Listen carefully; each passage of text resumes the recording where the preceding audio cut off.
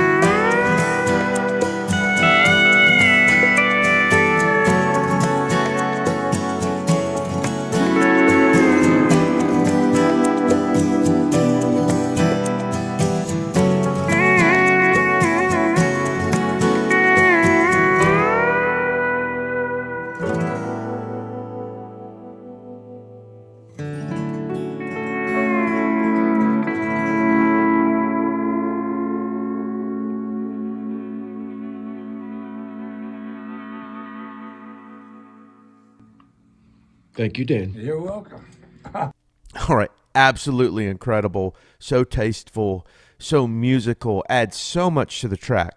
Now, one thing that he knows that I can't share on here is he also played in and around the vocal. I can't share the vocal yet because you'll hear that when the song comes out. It's called Summer Rain by Kylie Dakota. It'll be out, I think July 21st, but I'll make sure you know because a lot of you ask about songs that have been on here. That one's coming out for sure. But even aside from playing in and out of the vocal, which is always what any overdub needs to be because the vocal always matters the most, he just plays such tasteful lines. He's such a musician, so song driven. Also, I want to share how this all went down. We started the session. I gave him this chart.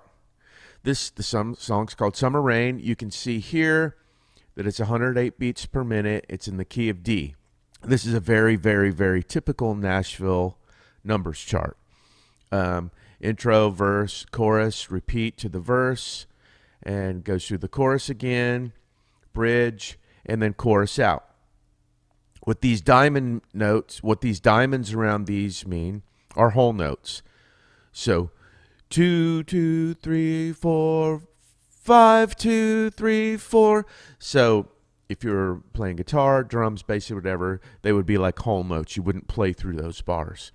The numbers chart, like in the key of D, a 1 represents a D. And these little things here are symbols that show like this is a 2-7, a 3 major 7, a 2 minor. A dash means minor.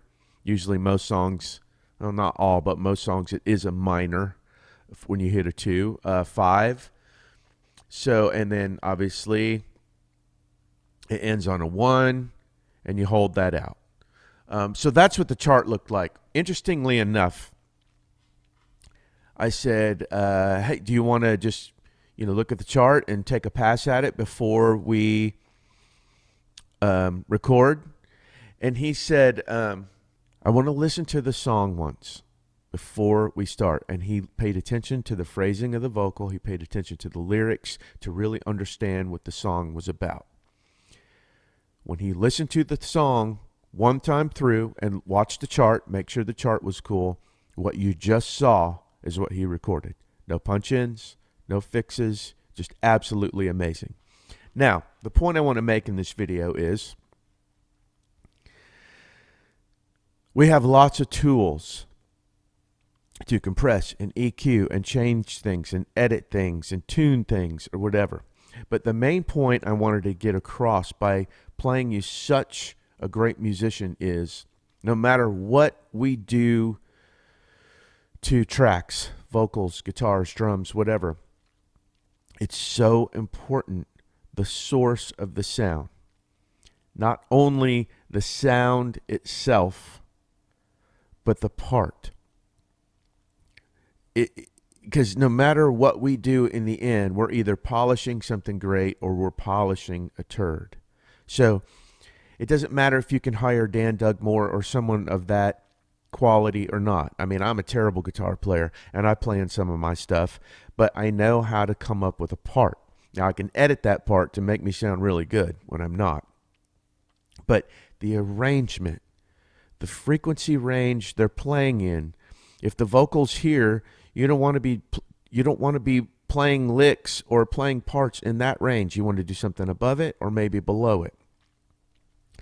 And the sound itself, take some time to work on the tone, whether it's drums, bass, whatever, because in the end, yes, you can change that and tweak it, but you're basically stuck with that, maybe a better version of that, but you don't want to have a better version of something that's not as good.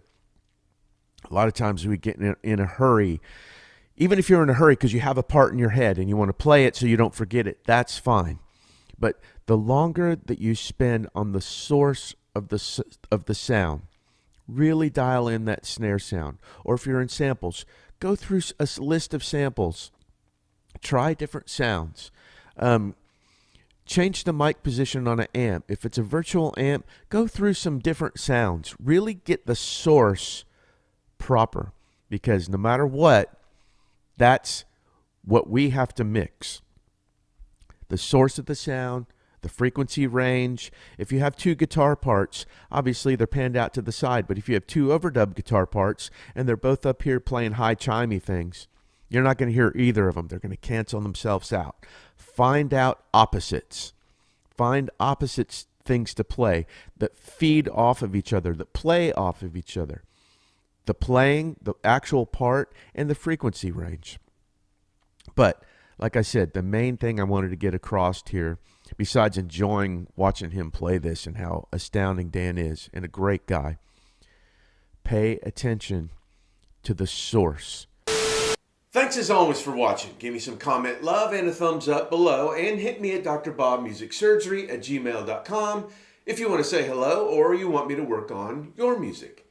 Take care of yourselves and each other, and I'll see you the next time the doctor's in.